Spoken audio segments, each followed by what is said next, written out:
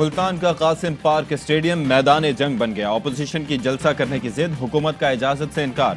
حکومت اور P D M آمنے سامنے، پی ڈی ایم کارکنوں کی یلغار، قاسم پارک پر قبضہ۔ مشتعل کارکن رکاوٹیں ہٹاتے ہوئے اسٹیڈیم پہنچے، تالے توڑ کر اندر گھسے، جلسہ گاہ کا کنٹرول سنبھال لیا۔ بلاول بھٹو کی پنجاب حکومت کو دھمکی، کہا اطلاعات ہیں کہ حکومت ملتان میں جیالوں کے خلاف کریک ڈاؤن چاہتی ہے۔ جیالوں کو کوئی تکلیف ہوئی تو ملک کے کونے کونے میں احتجاج ہوگا۔ جیالوں کے خلاف ملتان میں ریاستی جبر کیا گیا تو یہ جلتی پر تیل کے مترادف ہوگا۔ چاہے کچھ ہو جائے، پیپلز پارٹی یوم تاسیس ملتان میں ہی منائے گی۔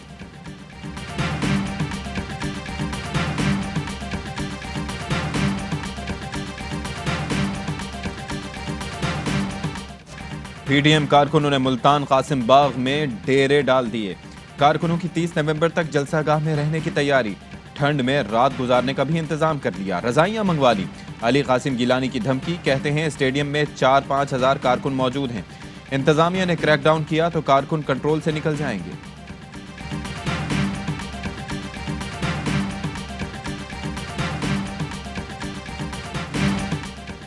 پنجاب حکومت کا پی ڈی ایم کے خلاف کارروائی کا عندیہ، وزیر اعلیٰ کہتے ہیں کہ کسی کو عوام کی زندگی سے کھیلنے کی اجازت نہیں دیں گے۔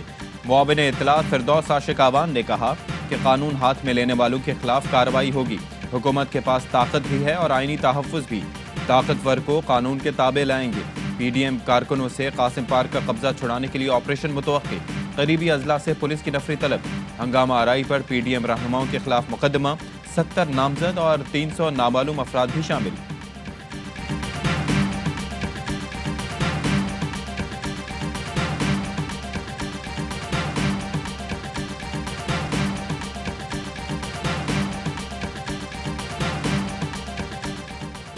کیا شہباز شریف نے پی ڈی ایم کی تحریک سے لا تعلقی اختیار کر لی؟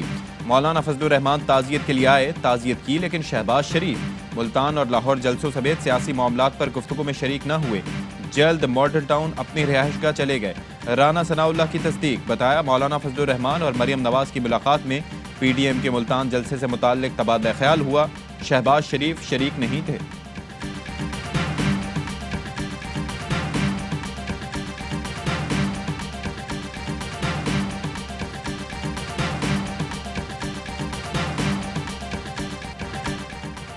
اندھے کو بھی نظر آ رہا ہے کہ جلسہ نہیں ہونا چاہیے، ایک طریقہ یہ ہے کہ پوری قیادت کو اندر کر دیں۔ وفاقی وزیر فواد چودھری کا رد عمل، کہا پشاور جلسہ بری طرح ناکام رہا، نواز شریف کی یہ منصوبہ بندی عقل نہیں غصے پر مبنی ہے۔ شہباز گل نے کہا کہ گیلانی کے دونوں بیٹوں نے لوٹ مار مچائی، این آر او نہیں ملے گا، قانون توڑنے پر کارروائی ہوگی۔ شبلی فراز نے کہا کہ اپوزیشن قانون کا مذاق اڑا رہی ہے، یہ لوگ ذاتی مفاد کے لیے کسی بھی حد تک جا سکتے ہیں۔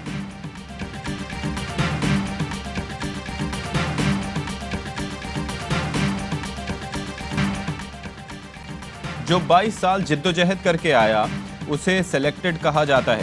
نواز شریف اور آصف زرداری دونوں سلیکٹڈ تھے، پرویز مشرف نے دونوں کو این آر او دیا۔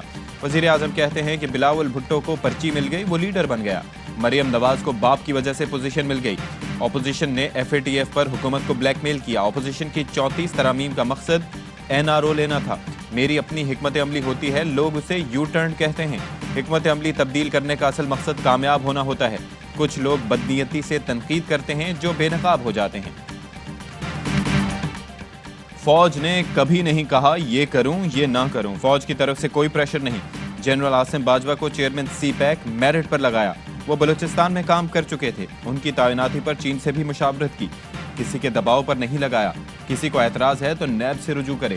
وزیر اعظم عمران خان نے پھر واضح کر دیا، کہتے ہیں کسی کے خلاف تحقیقات میں مداخلت نہیں کروں گا، ادارے آزاد ہیں، اپنے وزیر یا مشیروں پر خود نظر رکھتا ہوں، کسی حکومتی رکن کے خلاف آئی بی سے تحقیقات کراتا ہوں۔ جہانگیر ترین کہتے ہیں وہ بے قصور ہیں، تحقیقات جاری ہیں، فردوس عاشق پر کرپشن کا کوئی کیس نہیں۔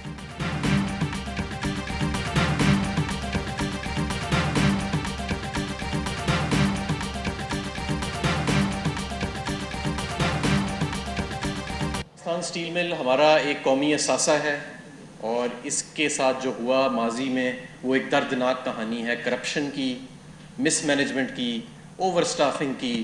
ہمیں اس کو درست کرنے کے لیے کچھ سخت فیصلے کرنے پڑے۔ 4,500 ملازم نکالنے کا حکومتی اعلان، اسٹیل مل ورکرز سڑکوں پر آ گئے، احتجاج کے باعث کراچی نیشنل ہائی وے پر گاڑیوں کی قطاریں۔ بلاول بھٹو کا کہنا ہے کہ ملازمین کے بجائے عمران خان کو برطرف ہونا چاہیے، پی پی پی ملازمین کو بحال کرے گی۔ وفاقی وزیر حماد اظہر نے بلاول کو جواب دیا، بھاری منافع کمانے والی پاکستان اسٹیل پیپلز پارٹی دور میں دیوالیہ ہوئی، مسلم لیگ نون نے اسے 2015 میں بند کیا۔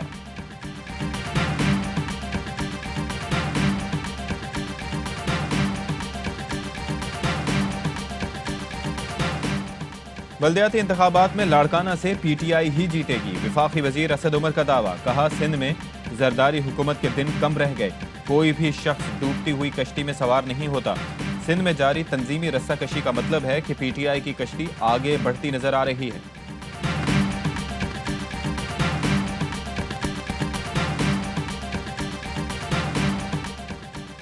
اسپیکر خیبر پختونخوا اسمبلی مشتاق غنی کی ہمشیرہ کے گھر ڈکیتی، ایبٹ آباد میں 5 نقاب پوش ڈاکو گھر میں داخل ہوئے اور اہل خانہ کو یرغمال بنایا۔ ڈاکو 40 تولہ سونا، 5 لاکھ روپے اور دیگر سامان لوٹ کر فرار ہو گئے، سی سی ٹی وی کیمرے کا ریکارڈ بھی لے گئے۔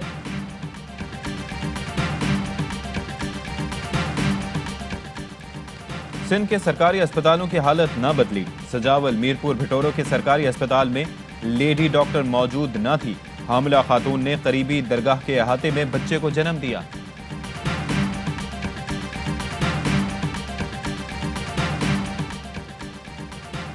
سندھ حکومت کی حیدرآباد میں نئی پابندی، رات میں شادی کی تقریب نہیں ہوگی، نوٹیفیکیشن جاری۔ حیدرآباد میں اب صرف دن میں شادی کی تقریبات ہوں گی، 1 دسمبر سے شادی کی تقریب صبح 11:30 سے سپہر 3:30 بجے تک ہوں گی۔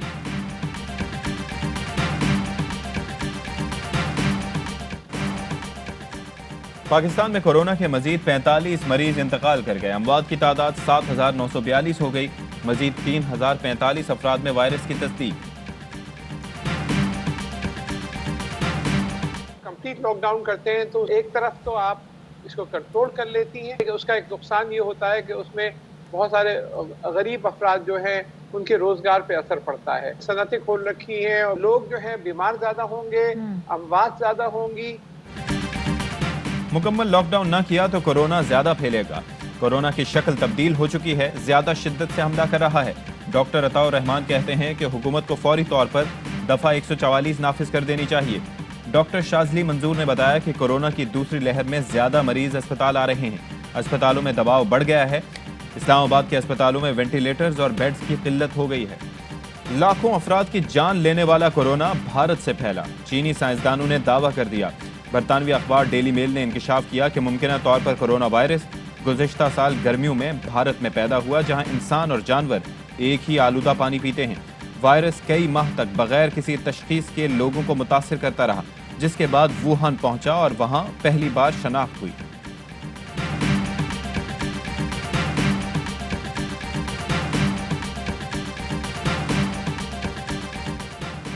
لندن میں کورونا ویکسین تیار، اسپتالوں کو تیاری کی ہدایت، پہلے مرحلے میں ویکسین طبی عملے کو لگائی جائے گی، 80 سال سے زائد عمر کے افراد کو دوسرے مرحلے میں ویکسین دی جائے گی۔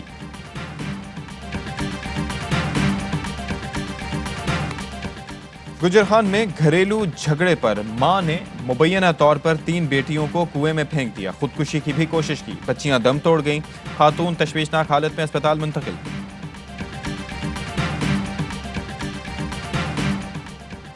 ساہیوال میں 8 سالہ بچی رخسانہ اغوا کے بعد قتل، ابتدائی پوسٹ مارٹم رپورٹ میں بچی سے زیادتی کے شواہد ملے، اہل خانہ کا کہنا ہے کہ نامعلوم موٹر سائیکل سوار بچی کی بوری بند لاش گھر کے باہر پھینک گئے۔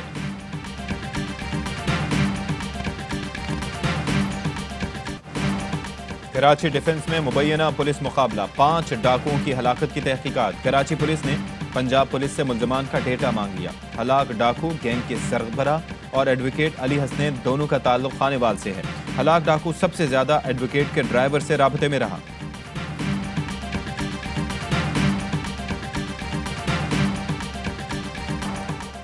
نیوزی لینڈ میں قومی کھلاڑیوں کو چہل قدمی اور بالکنی میں جانے کی اجازت، پی سی بی کی کیوی بورڈ سے ٹریننگ جلد کھولنے کی بھی درخواست، قومی اسکواڈ کا ایک اور رکن کورونا میں مبتلا۔